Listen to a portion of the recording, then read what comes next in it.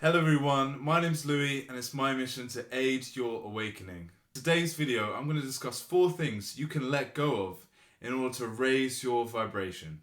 4 things you can let go of in order to reach a marked, perceivable shift in your vibrational energy state. For me, I get my main sense of definition of energy and levels of energy from Frederick Dodson, who wrote the book Levels of Energy. Everything is infinite, everything is therefore energy, and energy vibrates at a certain state. High vibrational energy is a higher energetic state that emits off a higher vibrational frequency, such as love, positivity, willingness, joy, laughter, humor. These are all higher states.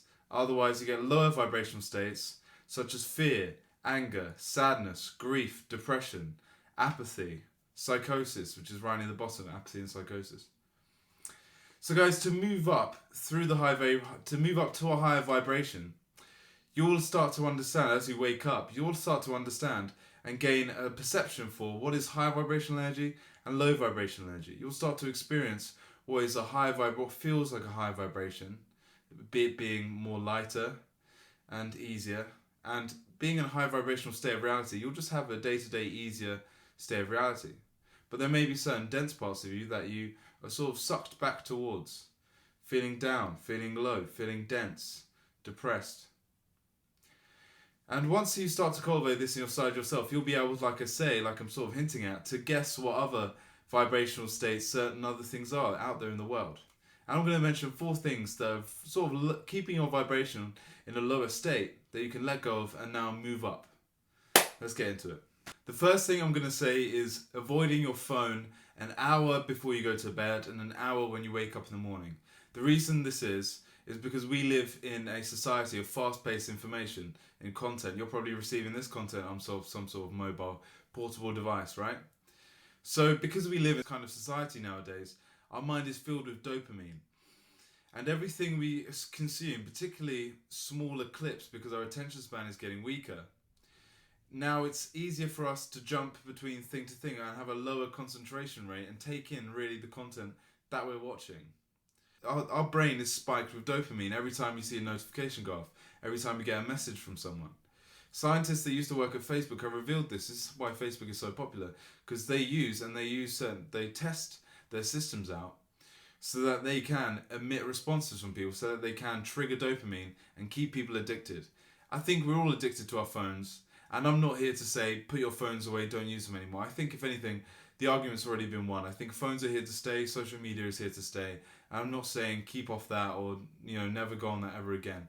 What I'm putting forward, though, is just suggesting for your own sake, for concentration levels, just be off it in the first hour in the morning and the last hour before you go to bed. This isn't actually my idea. This is what Ryan Holiday talks about. And he suggests this also. And since I've been applying this, I've noticed a difference in my vibration. So I don't always apply it. I'll tell you how my way of doing it is. Because when I was having a tough time in my awakening, the one thing I'd look forward to is going on my phone in the morning. I'd find it hard to get out of bed. I'd struggle with that. I'd just struggle with, having a positive, good start to the day whenever the phone is involved. Whenever the first thing, I get lost in the loop and in the habit of flicking through things and switching between platforms and just having that dopamine spike in my head. I was looking forward to it, checking notifications. And always wanting more, always wanting to see more messages, always wanting to see more things, or wanting more emails or more things to quickly consume. Now in the mornings I usually do my meditation practice instead, particularly now I'm working from home with my work and I have more time to basically adapt the life to create the routine that I'd like to have.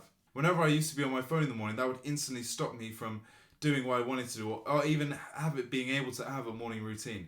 A morning routine is so key for getting you ready, and soon guys are going to be sharing with you my full morning routine. But I'm going to tell you how I adapt this principle in my life. So, on the days I work out, I must admit I do use my phone in the first hour to get music up so when I'm working out. But then I do schedule that space following my workout where I leave the phone alone for at least an hour. I have a cold shower after a workout. I try and meditate for at least 15 to 20 minutes, maybe longer, if I'm feeling good that day. Then I'll do at least 45 minutes, half an hour to 45 minutes of reading fiction and non-fiction books. So that's my first tip, guys. I'd recommend to stay away from the phone, because otherwise the dopamine gets spiked, your attention level drops the rest of the day, and you're not able to really achieve. You're not able to not only switch on in the morning, but it's harder for you to switch off at night due to the blue light coming out of your phone, which is harder for you to get into sleep mode and really relax properly, getting to a deep state of relaxation in the morning. Try reading instead. Try maybe putting the phone away, listening to 5 to 8 hertz, some kind of high vibrational music, some classical music maybe. And in the morning, instead of going straight to the phone, jump in on the meditation, jump in on, just listen to music in your workout like I do, jump onto a bit of reading, even, just a bit of TV just to warm your mind up before you get that flood of dopamine when you finally check all your notifications and everything happening on your phone. Second thing to let go of, guys, in order to raise your vibration is stop trying to get everyone to understand you. This is more of like a general person thing, but what you should do instead is take the principle of the 1/3, 1/3, 1/3 rule and then stop trying to take people so seriously. Most people a lot of people won't like you in this life. I've noticed this especially. I think I was fairly well received by a lot of people before my awakening, but after my awakening, there were some people who just had a very negative response to me. And that's because we're both in different vibrational states. Maybe they're in a higher vibrational state while I was having a negative time in my awakening, or maybe they're in a lower vibrational state after I've started to elevate to a higher one. It doesn't matter if they're above, below, whatever. That's not for you to make a judgment on. But there will be some people who have a very negative response and just a negative reaction to you whenever you just interact with them in day-to-day life. That's why I've heard somewhere, I can't really quote the source, but the 1/3 rule is believing that 1/3 of people will probably like you, will probably get on with you very well, and just naturally sort of, feel a bit of magnetism between them, and just you will naturally get on with them. 1/3 of people will just think you're won't really be that interested in you, just won't really be that interested, but also have no reason to not like you, just sort of feel nothing towards you. And then 1/3 of people are likely to just not like you. This is what I prepared for when I put myself out there on the international. When I put myself out there on YouTube, I'm expecting this kind of reaction.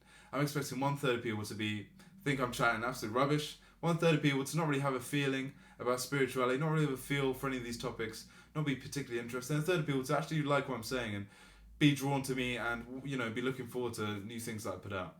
So it prepared me for that in that way, but it also prepares me for not always going in, not wasting my energy trying to make everyone happy, because then you lose yourself as well. You've got to stay true to who you are in order to, and be passionate about what you are, not trying to, give up on your passion, sacrifice some of your passion in order to cater for other people that won't like you anyway. It's best just to stay in your frequency, not do too much, not overexert yourself, because then your frequency will go lower. And also, it just prepared me for going out and dating, meeting anyone really. Just expecting that if I'm going out to meet people on a social occasion for work, say, or I'm just going out on a date with someone, I don't know, we might not get on, we might not feel anything, or we might have a great spark and we get on really well. But just preparing yourself in that sense, not trying to overexert yourself, not trying to make everyone happy, is a great way to stay true to yourself, stay authentic, and this will enable you to rise in vibration. Third thing I want to mention, I think people are starting to really wake up to this. I think this is part of the awakening that's going on with the planet right now. People are starting to see the truth behind the information they're seeing. And that is why the third point is stop watching television news. Alright, I know I'm from England and still BBC News is the most common, and BBC News is in alignment with the government. The government basically in this country pay for BBC News to exist. So you've got to think there's vested interest there. And in America, I think it's like 6 corporations own all the news channels, own all the TV media in America or something like that. It's completely corporatized, corporate news in America, very much that. I think people are waking up to this now. I think people are realizing that the news has vested interests, that the news isn't for our good, Everyone says you need to watch the news to stay informed. I don't believe it. Me, myself, actually, my 9-to-5 job is actually in news media. But I don't believe in watching news on TV, and I'll give you a few reasons why. First of all, I do believe that the news is a tool to make people scared, to make people fear the rest going outside in the world, to make people fear the outside world. I think it's absolutely there for a tool to emit fear and keep people in a lower vibration. Once you stop watching the news, you'll just naturally be in a higher vibration because you don't have that fear coming into your household every day. It's mainly in the household. There's no choice of what story you want to read. This differs from me, so I think it's important part of my job to stay up with the news. I do read the newspaper a lot, and I do read news on an app on my phone. Like most people, I think everyone's consuming the news from their phone now, hopefully, but there's still a large amount of people that are watching it on the news. I think it's an intimidating, it's slightly authoritarian. I think as you wake up, you naturally feel for this. You hear the chimes of the news channel, you hear the noise that it gives off, and you'll hear them announcing tonight. And it's absolutely true that fear sells. I think there's that saying in news where they say if it's gore, people want more. People want the gorier story.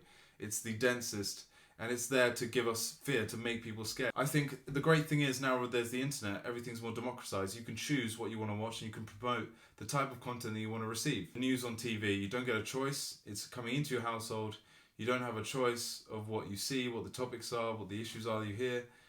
Yet you just assume that these are the most important because they're being shown on TV. Absolutely not true. They're there for a reason. So if you want to raise your vibration, give up on watching the news, or take in more content that isn't there to control, isn't there to keep everyone in fear. Maybe stuff like this.